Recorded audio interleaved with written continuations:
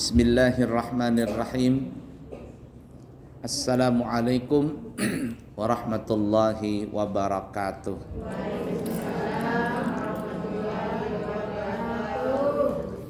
Alhamdulillahi rabbil alamin. Allahumma fasalli wa sallim ala sayyidina wa nabiyyina wa maulana Muhammadin wa ala alihi wa sahbihi ajma'in, amma ba'du. Segala puji bagi Allah Subhanahu wa taala yang memberikan kita kesehatan, kaafiatan zahiran batinan, panjang umur, sehat wal afiat. Sampai sekarang kita berada di bulan Dzulqa'dah. Tanggal berapa hari ini Dzulqa'dah?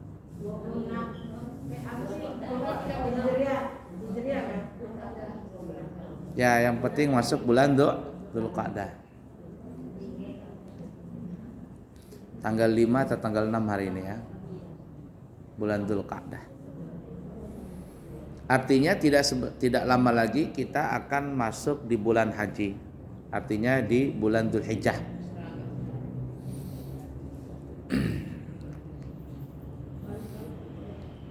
Jamaah kita juga khususnya di Indonesia, lebih khusus lagi di Balikpapan, sudah siap-siap ingin berangkat haji. Sudah? Nah, hari ini berangkat, Masya Allah. Masya Allah. Mudah-mudahan yang belum berangkat segera berangkat. Insya Allah. Yang sudah berangkat, berangkat lagi. Insya Allah. Kalau enggak, kalau daftar sekarang haji 70 tahun baru bisa berangkat. Makanya kalau ada duit langsung saja berangkat haji furoda. Haji plus saja bisa 5 tahun itu. Haji plus tuh kita daftar harga 150 juta lebih, itu 5 tahun baru nunggu. Sekalian aja haji furoda. Haji furoda ya, kalau saya kemarin jual cuma 225 juta langsung berangkat. Tempat orang lain ada yang sampai 350 juta. Ada peminatnya? Ada. Orang-orang kaya? Orang kaya yang duitnya nggak berseri-seri lagi.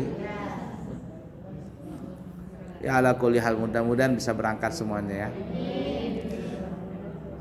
Ada kemarin orang nelpon saya. Katanya kalau mau berangkat haji lama, boleh nggak ikut umroh? Padahal sudah daftar. Boleh nggak ikut umroh? Boleh aja. Tapi mau dicabut duitnya di Kemenak situ. Kata saya jangan dicabut-cabut. Sayang. Biarkan saja. Nah kalau ada rezeki berangkat umrah. Kalau nggak ada rezeki ya nggak usah dipaksain. Ya ala kulli hal. Nah kita yang tidak berangkat haji, nanti di hari raya Idul Adha itu ada satu ibadah yang kita dianjurkan untuk melakukannya. Kalau salat Idul Adha kan sudah pasti itu jangan ditanya lagi. Orang yang gak pernah salat aja ketika Idul Adha, salat Idul Adha. Apalagi yang rajin sudah salat. Nah, tapi ibadah yang setelah salat Idul Adha ini, orang-orangnya juga yang bisa melakukannya. Apa itu? Ibadah kurban. Dalam bahasa Arab disebut al-udhiyah, berkurban. Ya, kurban. Berkurban ini ibu-ibu hukumnya adalah sunnah. Tapi bukan sunnah biasa, sunnatun muakkadatun, sunnah yang sangat dianjurkan. Bagi siapa? Bagi orang yang mempunyai kelebihan rezeki. Bagi orang yang mampu. Nah sekarang kategori mampu itu yang bagaimana?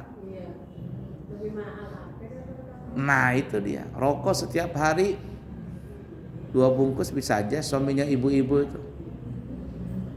Sehari berapa bungkus bu suaminya beli? Satu apa? Itu yang kelihatan itu. Satu bungkus berapa harganya? Itu rokok apa itu 11.000? 30, 35.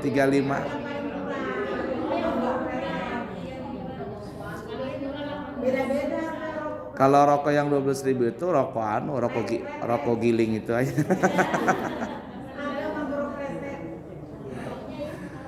Coba bayangkan kalau sehari 30.000 nih ya, 30.000 sebungkus nih ya, dikali 30 hari berapa? 900 kali 12 berapa juta? 11 juta.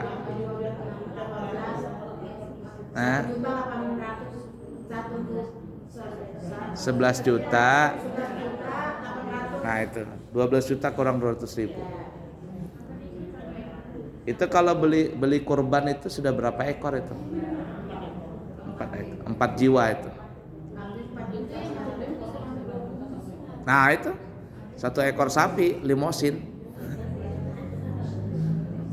Nah sekarang kita lihat ya, untuk masalah bagi orang yang mampu dalam berkurban itu memang ada beda pendapat. Pendapat yang pertama mengatakan orang dikatakan mampu berkurban itu adalah apabila orang tersebut telah terpenuhi keperluan dia dan keluarga yang dia wajib nafkahi selama 4 hari itu. Lalu apabila ada kelebihan harta yang dia bisa membeli hewan kurban, maka dia masuk kategori mampu. Nah ini kita kena semua ini. 4 hari itu dari tanggal berapa Bu? Dari tanggal 10, 11, 12, 13 Dzulhijjah. Karena kan dianjurkan motong hewan kurban itu dari tanggal 10 setelah orang pulang dari sholat id, motong hewan kurban sudah sampai tanggal 13. Nah kalau seandainya 4 hari itu keperluan kita di rumah, coba hitung-hitung ibu-ibu yang pegang duit belanja sehari itu berapa keperluannya kira-kira yang standarnya? Kira-kira berapa? Ada 100.000 sehari? Itu sudah sama anak. Belanja anak 200.000. Nah, dengarkan ya. Kalau kita 200.000 dikali 4 hari sama dengan 800. Genapinlah 1 juta ya. Genapin 1 juta. Kalau suami ibu sudah memenuhi 1 juta umpama untuk 4 hari, atau kita sendiri atau ibu-ibu yang sudah menyendiri nih, single parents ya, mempunyai uang 1 juta terpenuhi kan ya dalam 4 hari nih. Kemudian ada kelebihan uang, yang uang itu bisa untuk membeli hewan kurban. Berapa hewan kurban sekarang? Coba di mana, di masjid sini berapa? Nggak tahu. 2 juta berapa? Anggaplah 3 juta. 3 juta. 3 juta ini kalau seandainya sudah ada, kemudian ditambah 1 juta tadi, maka ibu sudah masuk kategori mampu. Dianjurkan untuk berkurban. Kalau tidak mau berkurban, hukumnya makruh. Kalau Bang Haji Irama mengatakan sungguh terlalu. Orang hari raya beli hewan kurban, lah ini enggak, dia bukan beli hewan kurban, beli tusuk sate. Kenapa mau bakar daging kurban? Seumur-umur gak pernah berkurban. Ini kurang pas. Nah sebagian ulama yang lebih tegas lagi mengatakan, maksudnya yang lebih mengatakan yang lebih mampu lagi adalah apabila orang itu mempunyai uang senilai 82 gram emas. Segram berapa harga emas? Berapa? 7 750.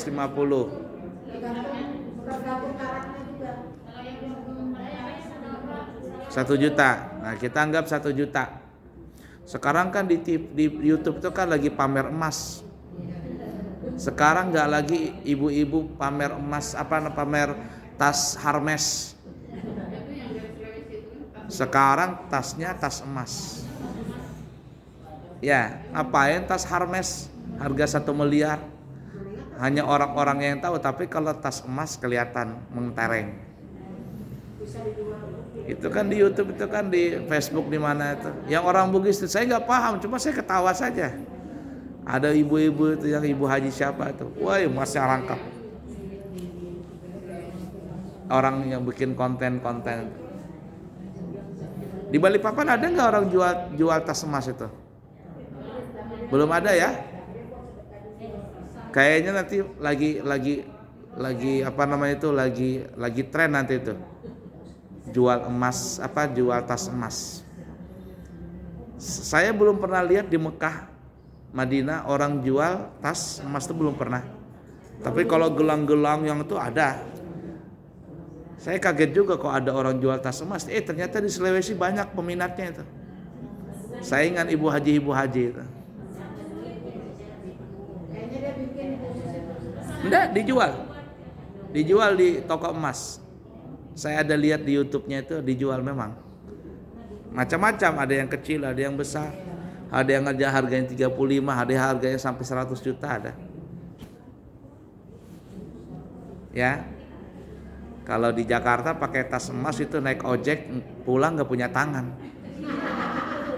Bukan nggak punya tas lagi, tangannya hilang. Dibegal. Bukan lagi tasnya, tangannya dibegalnya, putusnya. Baik, kita kembali ya. Nah, kalau umpama tadi emas harganya 1 juta dikali 82 gram berarti 82 juta. Kalau kita punya tersimpan uang 82 juta, maka kita sudah dikatakan sangat mampu. Sangat mampu, bukan lagi mampu tapi sangat mampu. Bahkan ada ulama yang mengatakan kalau seandainya uang yang dia punya senilai 82 gram emas, itu bukan lagi sunnah tapi hukumnya wajib.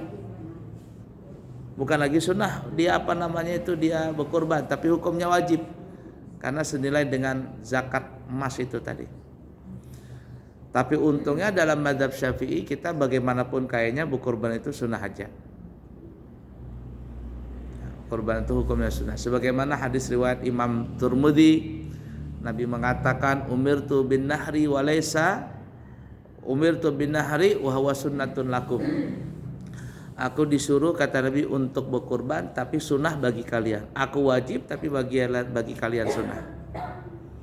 Dalam hadis Imam Daruqutni, Nabi mengatakan kutiba alayyan nahru wa laysa biwajibin alaikum. Aku diwajibkan berkorban tapi tidak wajib bagi kalian. Bagi Nabi kita Muhammad SAW itu berkorban itu hukumnya wajib bagi Nabi, tapi bagi kita sunnah saja. Dan berkorban ini ibu-ibu itu dianjurkan setahun sekali. Lain akikah. Kalau akikah sekali seumur hidup, itu bedanya. Nah, jadi jangan salah paham. Oh, saya sudah berkorban, aku nggak mau berkorban lagi. Enggak, setiap tahun berkorban dianjurkan. Dianjurkan berkorban setiap tahun. Ada yang bertanya bagaimana kalau seandainya satu keluarga itu yang berkorban cuma suami saja. Begini ya, sebenarnya pendapat ulama berkorban itu dalilnya banyak sekali ya hadisnya. Berkorban itu untuk 1 ekor kambing 1 jiwa. Kalau 1 ekor sapi untuk 7 jiwa. Jadi siapa yang diatasnamakan itulah yang dinamakan berkorban. Itu disebut namanya sunnah ainiyah, sunnah perorangan. Tapi kalau seandainya satu keluarga tadi hanya bisa yang berkorban satu orang saja, maka itu disebut namanya sunnah kifayah. Artinya satu orang yang berkorban dalam satu keluarga, tapi yang lain sudah dikatakan cukup berkorban. Karena uangnya cuma segitu-gitunya aja. Tapi kalau uangnya banyak, ya uangnya sampai ratusan juta, 1 miliar, 2 miliar, atau miliaran duitnya di bank. Lalu satu keluarga berkorban cuma 1 ekor kambing, wah ini jangan. Berilah 1 ekor sapi, ya baik seperti itu. Sekarang masya Allah ya, orang-orang kaya itu sekarang banyak yang mampu, maksudnya banyak yang berkorban. Dan mereka kalau berkorban 1 ekor sapi, dan mereka saing-saingan. Urusan mereka ikhlas gak ikhlas itu urusan mereka dengan Allah Ta'ala. Urusan kita senang. Kalau saya senang melihat orang begitu berkorban. Sapinya sapi limosin begitu yang beratnya hampir 1 ton. Kepingin, saya pun pribadi kepingin punya kurban seperti itu. Ya, kan saingan. Mereka sudah siapkan sapi itu, sudah mereka beli dengan harga nanti di Idul Adha, tapi dititipin sama pawangnya, sama apa namanya, sama yang punya sapi itu, dititipin, dipelihara. Nanti sudah waktunya baru dikasih. Karena kalau dia sendiri yang melihara nggak bakalan bisa, harus ada yang peternaknya seperti itu. Subhanallah. Nah, jadi hukumnya seperti itu. Tapi sebagian ulama ya seperti mazhab Hanafi, kalau sudah hartanya sampai senisab emas, itu hukumnya adalah bukan lagi sunnah tapi wajib. Ini menurut mazhab Hanafi. Tapi kita hukumnya sunnah saja. Dan kalau kita berkurban, maka dianjurkan kita membagikan daging kurban termasuk plus tulangnya dan lain sebagainya, itu dibagi menjadi 3 bahagian. 1/3 disedekahkan. Kalau disedekahkan ini adalah kita berikan kepada seseorang yang level ekonominya di bawah kita. Orang-orang miskin, panti jompo, ya. Pokoknya orang miskin lah. Nah seperti itu. Anak yatim sama janda nggak termasuk. Sebentar dulu, belum selesai, belum selesai. Sebentar dulu, belum selesai. Kenapa tidak termasuk sedekah di janda dan anak yatim? Karena bisa saja janda itu kaya. Bisa jadi yatim itu kaya. Sekarang kan banyak yang janda kaya banyak. Artis saja banyak yang jadi janda kaya-kaya. Nah sebenarnya janda yang kaya, yatim yang kaya, dia bukan sebaiknya tidak terima zakat atau kurban, tapi dia malah berkurban, malah berzakat seperti itu. Tapi ala kulli hal, kelompok pertama, maksudnya bagian pertama itu adalah disedekahkan dagingnya. Ini kepada orang fakir, miskin, janda-janda tua miskin, ya, yang tidak mampu, tidak bekerja lagi, dan lain sebagainya. Kelompok kedua atau bahagian yang kedua, 1/3 yang kedua diberikan sebagai hadiah. Nah kalau hadiah ini kita boleh berikan daging kurban itu kepada orang yang level ekonominya sama dengan kita, atau yang di atas kita, itu boleh. Atau level ekonominya di bawah kita tapi dia orang terhormat, seperti dia seorang guru, seperti tokoh masyarakat, kaum masjid, guru-guru masjid, guru-guru yang macam-macam lah.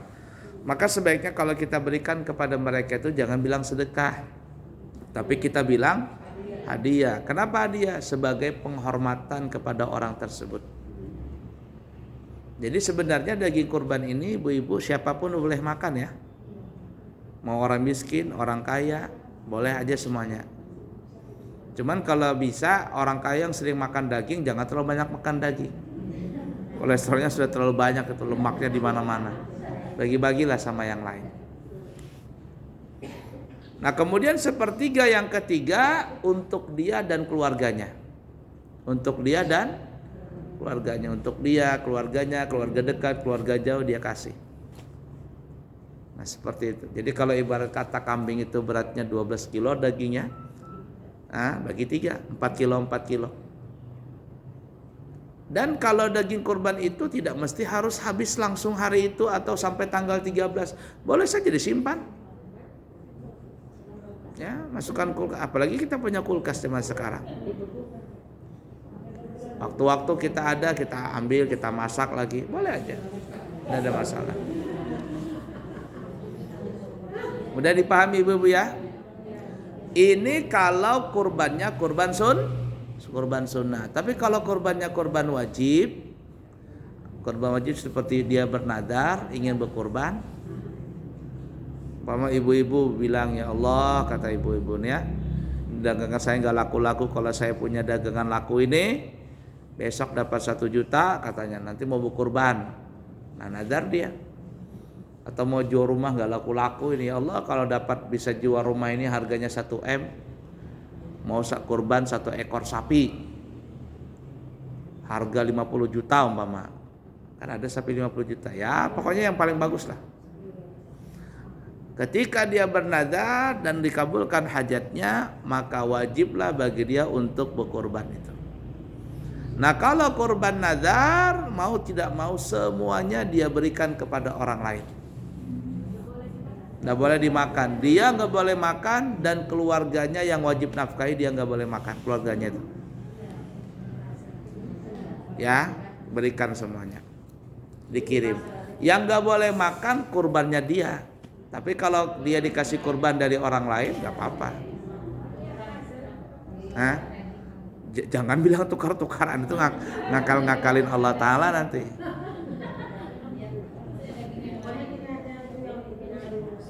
Ya gitu ya, itu kurban.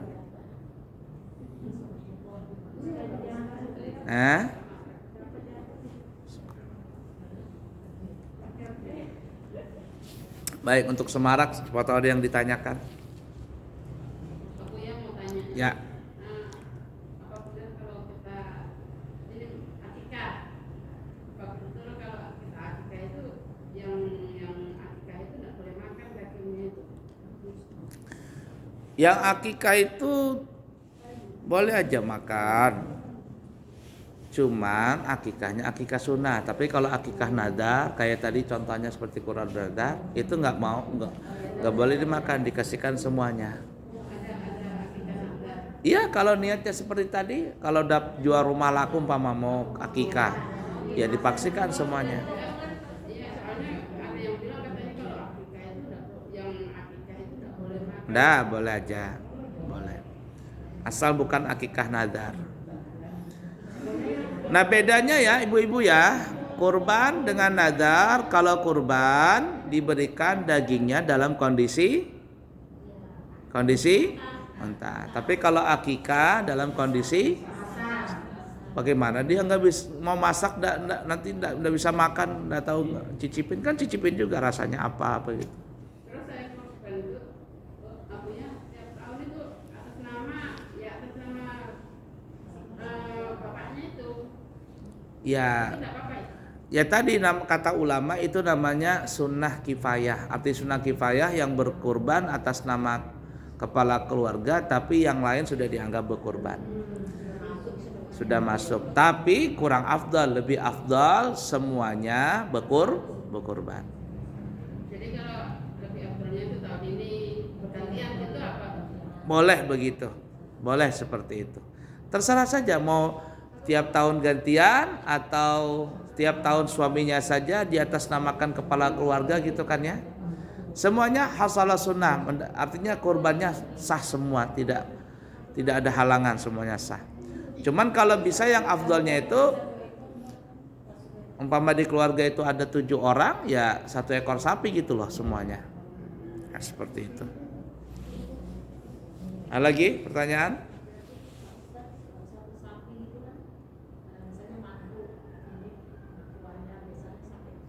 Boleh untuk 7 orang, 7 jiwa boleh. nggak ada masalah, boleh semuanya. Cuman yang bisa jadi masalah ini berkurban untuk nama orang mati. Itu kata ulama tidak perlu dikorbankan orang mati itu kecuali dia pernah berwasiat. Ya nggak apa-apa. Jadi dia berwasiat begini, contohnya nih ya, umpama ada seorang bapak, dia bilang sama anaknya, nak, ini bapak itu ada duit tuh, nah, bapak simpan sudah duit itu. Kayaknya bapak ini nggak lama lagi sudah mau meninggal. Nah duit itu sudah bapak mau setorkan untuk kurban. Siapa tahu nanti bapak meninggal belum sempat hari raya Idul Adha, itu uang tolong kasihkan ke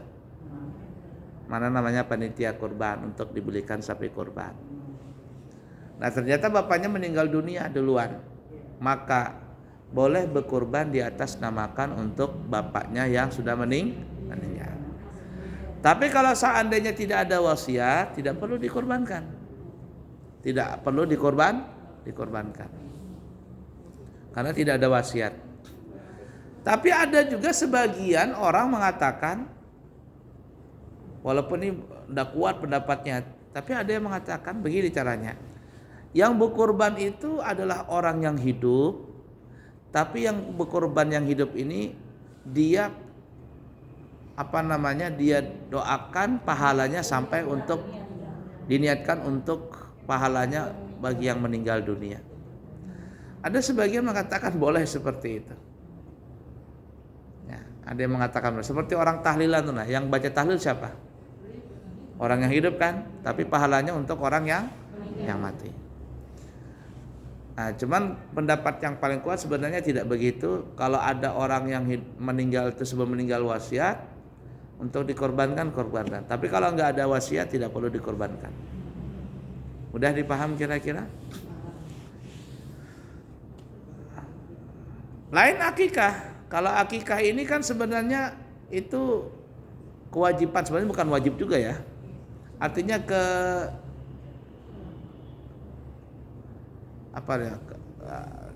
menjadi suatu perkara yang mesti dilakukan oleh orang tua yang mempunyai anak baru lahir. Akikah itu. Jadi yang berakikah itu bukan anaknya sebenarnya, orang tuanya. Tapi di atas namakan untuk nama anaknya. Akikah itu adalah seperti ibarat kata sebagai bukti syukur orang tua kepada Allah karena Allah berikan dia anak.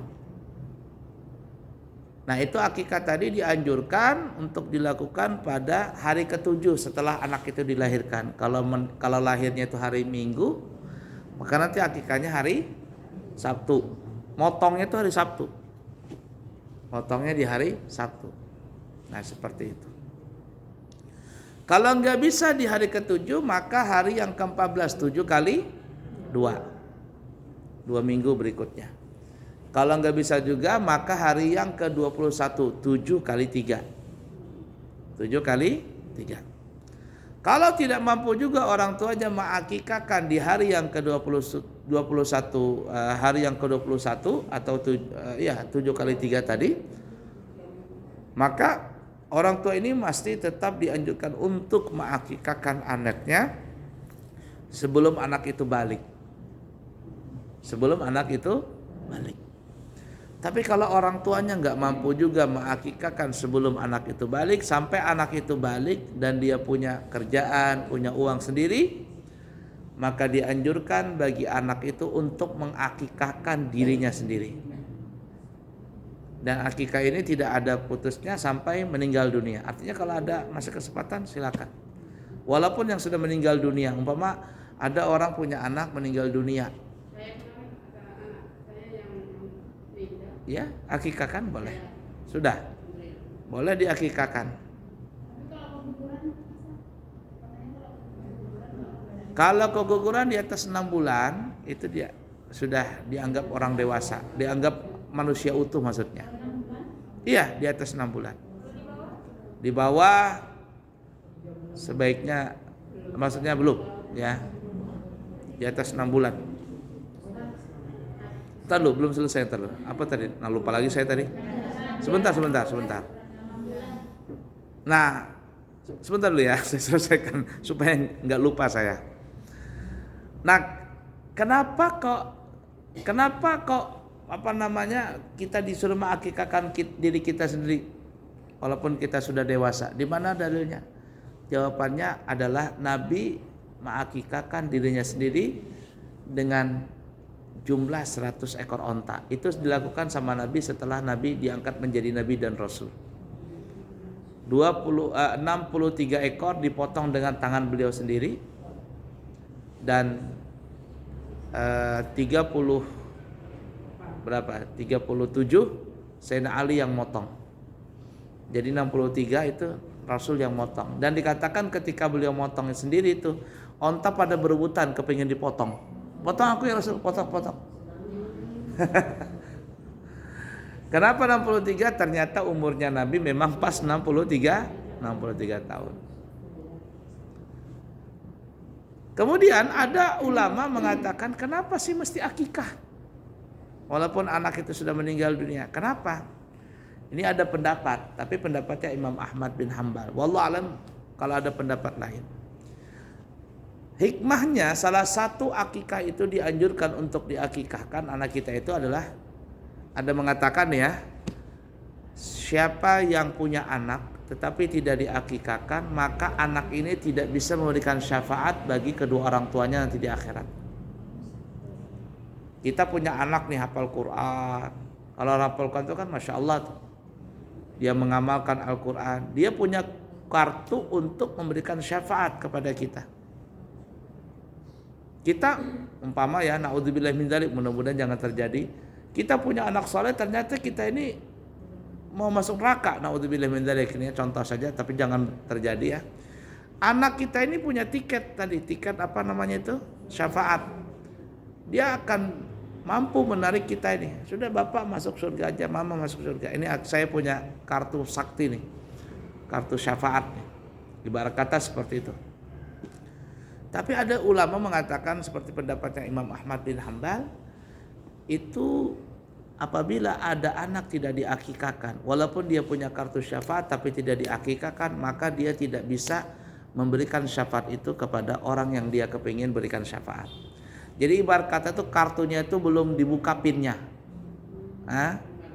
Belum ada pinnya. Nah, pinnya itu akikah tadi. Paham gak kira-kira Bu? Nah, jadi sayang kalau kita punya anak gak diakikahkan. Siapa tahu anak itu yang membawa kita ke surga. Jadi jangan lupa untuk diakikahkan. Atau kita sendiri mungkin, orang tua kita mungkin dulu orang miskin, zaman Jepang, zaman Belanda kan ya, nggak ngerti. Ya, kalau kita nggak tahu diakikahkan atau tidak, sudah akikahkan diri sendiri. Saya pribadi pernah nanya mama atau Ulun ini pernah diakikahkan? Mamanya lupa, cuman seingat mama sudah ikan diakikahkan. Kata mamanya, seingat mama sudah diakikahkan. Dari ragu-ragu saya akikah sendiri. Boleh? Boleh. Ya. Di atas 6 bulan ya. Dia sudah jadi tuh. Iya sudah jadi. Kemarin waktu meninggal dimandikan, disalatkan kapan? Iya. Seperti itu. Sekarang akikah ini ibu-ibu nggak repot. Ada cateringan tuh nah. 2 juta sudah sama daging-dagingnya. Berapa sekarang? 2,5? 4 juta ya. Memang mahal sekarang. Betul. Kalau dulu masih 2 juta itu yang Pak Haji siapa namanya? Pak Haji Yusuf itu. Itu 2,5 juta itu pun kambingnya kecil tuh. Ya ala kulli hal ya seperti itu.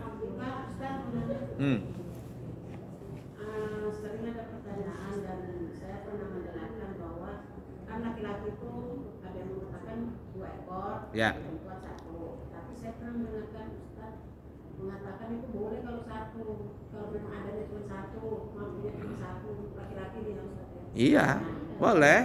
Kalau mampunya memang 1 ekor ya 1 ekor. Soalnya gini, kadang-kadang orang itu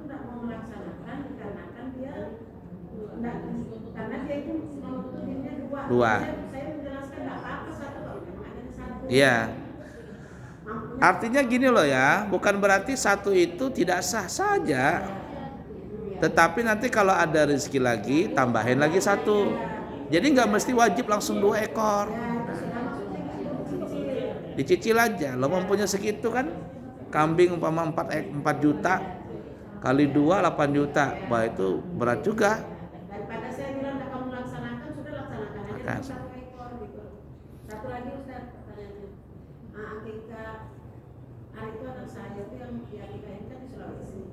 Tapi sekalian untuk ngantena. Boleh aja, nggak ada masalah. Boleh aja. Kalau di Banjar tuh ya di Banjarmasin itu kalau acara Maulid atau Isra Mi'raj itu sekalian mereka motong sapi atau motong kambing. Siapa yang mau akikah langsung di acara di situ. Kebetulan tante saya kan yang Ya. akikah, dia bilang sini. Boleh aja. Saya akikahin anakmu, enggak. Boleh, nggak ada masalah. Ya Bu.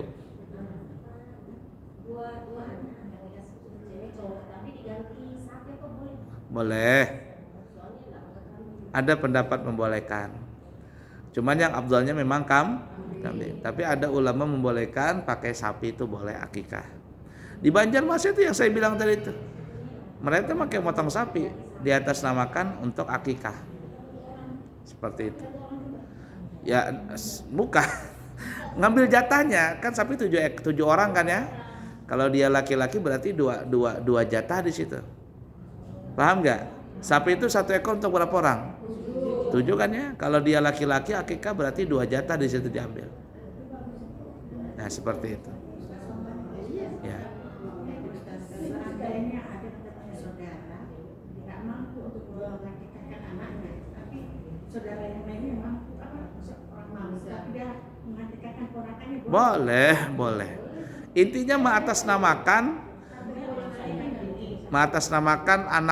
anak yang lahir tadi. boleh. Kebetulan ada kakaknya yang lainnya boleh. Hah? Bapaknya dapat juga. Boleh. Jadi tidak mesti bapaknya. Kalau bapaknya nggak ada rezeki, ternyata dikasih orang. Saya dapat rezeki Pak, saya kasih bapak untuk akikah anak bapak, boleh? Boleh. Yang penting di atas namakan untuk anak itu. Ini juga kaitannya dengan kurban ya. Dulu, nggak tahu sekarang apa masih atau tidak. Tahun mungkin ada 15 tahun yang lalu atau berapa tahun yang lalu. Di mana Bondi itu punya sarang walet, itu pasti ada dia nitipin sapi. Sekarang masih berlaku nggak itu? Ya, waletnya nggak ada sudah. Kalau dulu lagi rame-ramenya di mana dia punya sarang walet, lagi panen apa, pasti hari haji dia kasih itu. Iya. Saya bilang sama karyawannya, bilang itu Bondi kan bukan orang Islam dia. Sapi itu Bondi yang nyumbang. Karena kan masyarakat cuma dapat kotoran waletnya aja, nggak pernah dapat. Nah bagi-bagi rezeki lah. Cuman sayang kalau sapi itu cuma dipotong cuma sebagai sapi saja. Artinya sapi itu diberikan oleh Bondi tapi dijadikan kurban atas nama anak buahnya. Jadi jadilah sapi itu menjadi sapi kurban. Sah. Daripada cuma motong sapi begitu saya kan udah jadi sapi kurban. Tapi kalau seandainya jadikan sapi kurban jadi.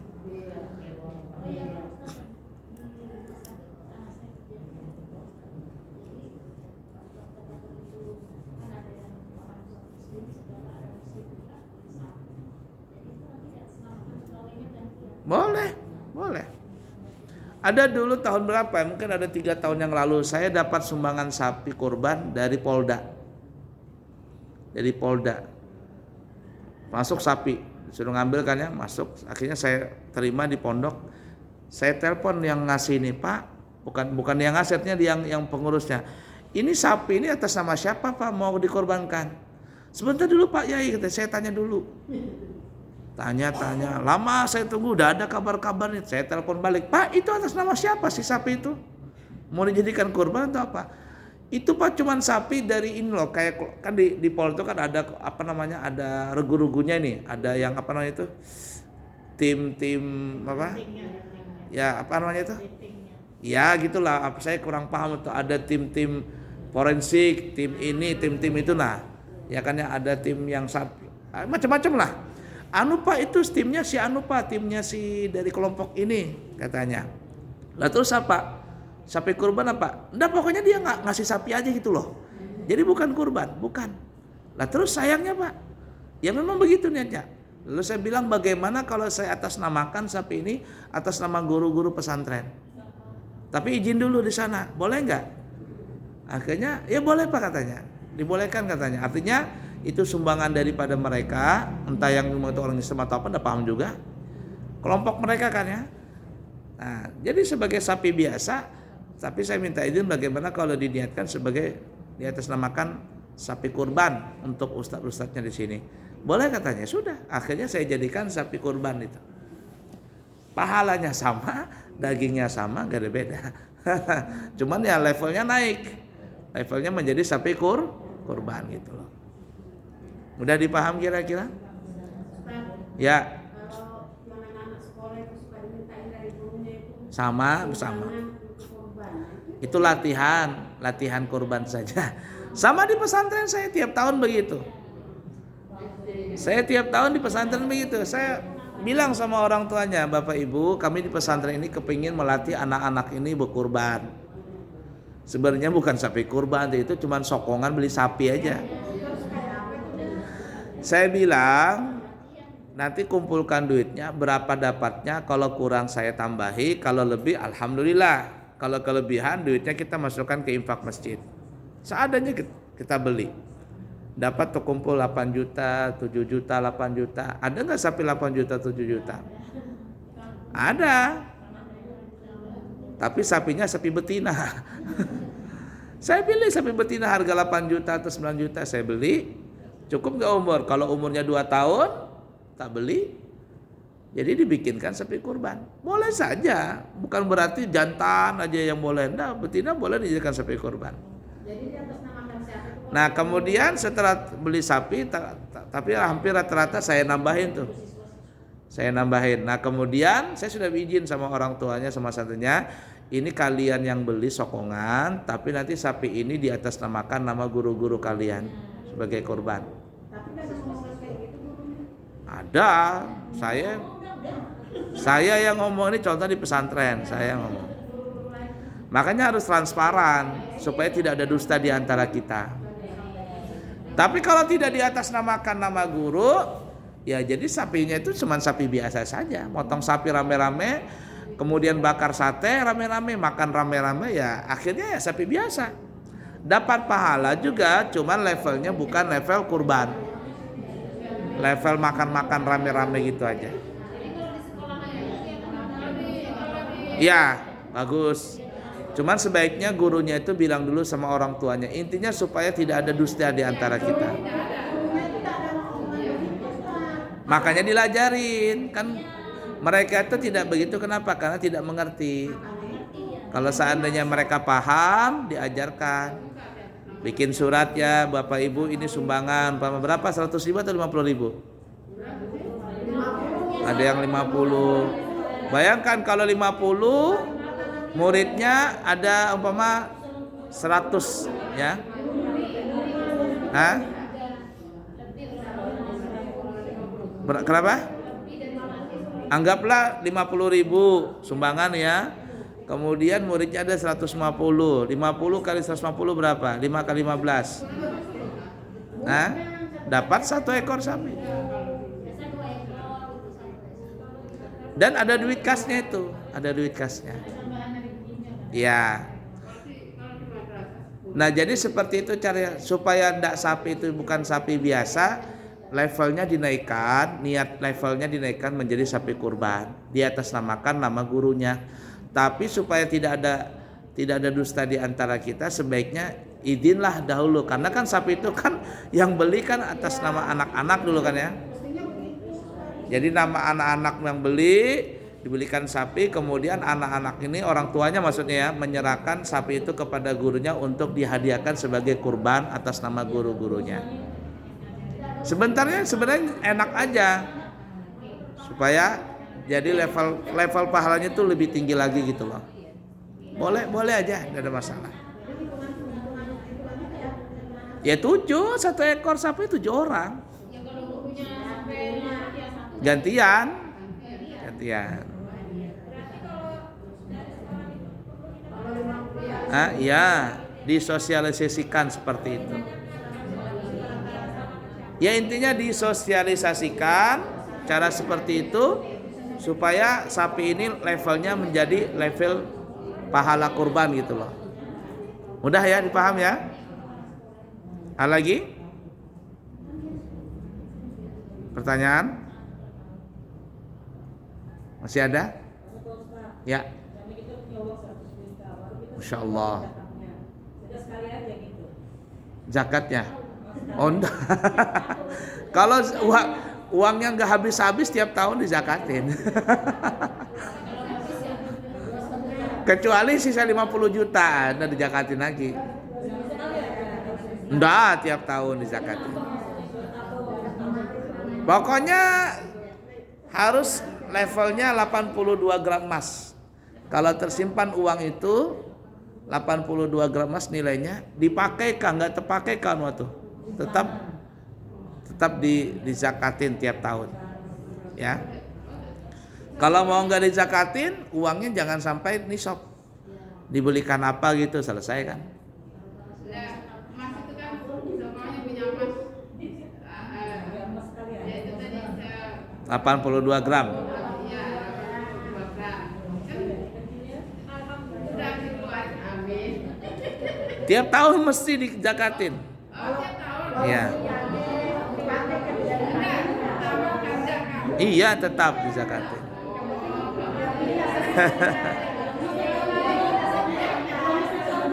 Hah? Iya, sama. Nggak bisa sekali. Kalau mau sekali jangan sampein 1 nisab.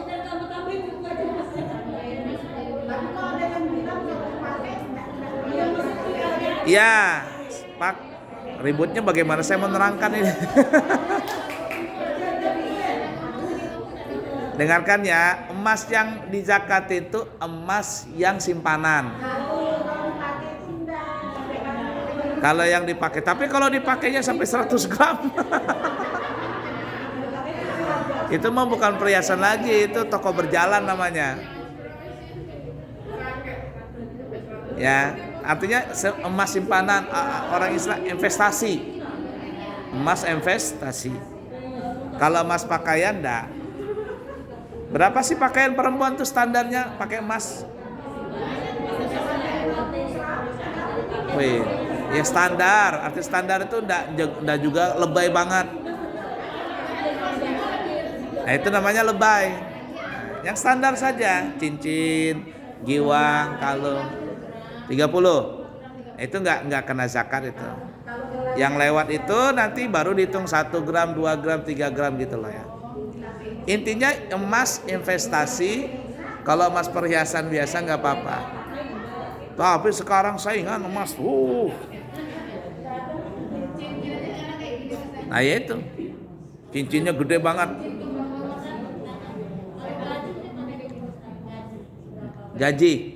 Gaji setahun sekali juga. Dihitung sampai di akhir tahun. Berapa sisa, berapa tersimpan, apabila tersampai 82 gram emas nilainya zakatin. Kalau nggak nyampe, nggak zakat.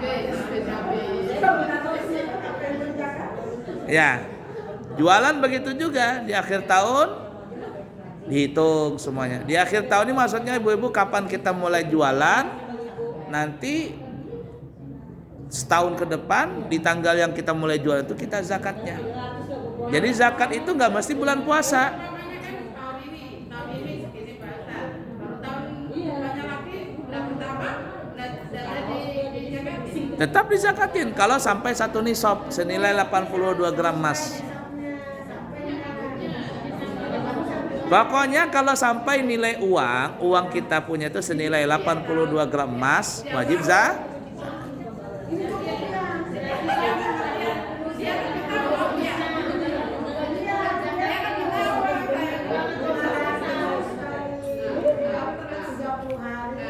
Sudah 15 juta. 15 juta kali setornya kan bisa. Ya. Iya, zakatin.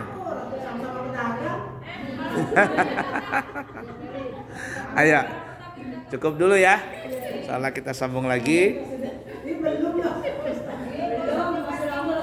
Ya saya mau jalan pakai mobil. Macet. Insyaallah. Nanti kan ketemu lagi insyaallah. Masih ada satu pertemuan sebelum hari haji. Siapa yang mau umrah bulan Agustus, September, Oktober seterusnya dengan saya itu harganya 9 hari 29 juta sudah lengkap dari Balikpapan. Semuanya lengkap. Kalau 12 hari 32 juta. Kalau bisa membawa jamaah 10 orang gratis satu. Umpama gini, 10 orang tak gratiskan satu bonus. Ya. Nah, itu kelompok ibu-ibu gitu berapa gitu. Ada satu bonus saya kasih. Kalau nggak mau dapat bonus, mau dapat semuanya, anu aja. Satunya itu dijual lagi sama orang lain. Tapi jangan harga mahal. Harga murah jual, nanti bagi duitnya.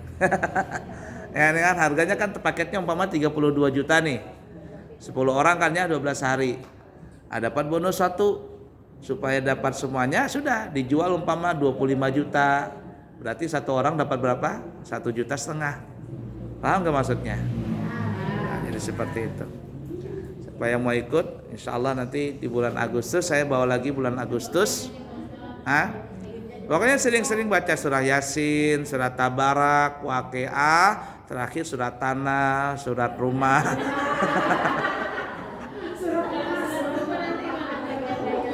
Ya. Ayo cukup dulu ya. Insyaallah kita sambung lagi. Subhanakallahumma bihamdika asyhadu an la ilaha illa anta astaghfiruka wa atubu ilaihi wa akhiru kalam. Wassalamualaikum warahmatullahi wabarakatuh.